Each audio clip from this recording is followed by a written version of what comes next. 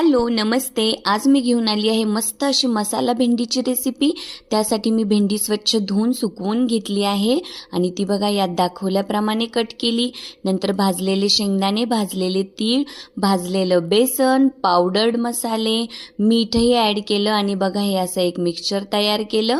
त्यानंतर गरम तेलामध्ये जिरे ॲड केले। जिरे छान फ्राय झाले की त्यामध्ये भेंडी टाकली आणि भेंडी मस्त व्यवस्थित फ्राय करून घ्यायची। म्हणजे फ्राय करतानाच भेंडी यामध्ये शिजली पाहिजे व्यवस्थित। अशा प्रकारे झाकण ठेवून फ्राय करायची। नंतर जे मिक्सचर आपण तयार केलं होतं ते ॲड केलं, कोथिंबीर ॲड केली, गरजेनुसार मीठही ॲड केलं आणि हो आमचूर पावडर मात्र ॲड करायला विसरायचं नाही। मस्त बनते मसाला भेंडी। वरण भात सोबत साईड डिश म्हणून तर एकदम एकच नंबर लागते। चला तर मग ट्राय करा आणि चॅनलला सबस्क्राईब करा। Bye bye.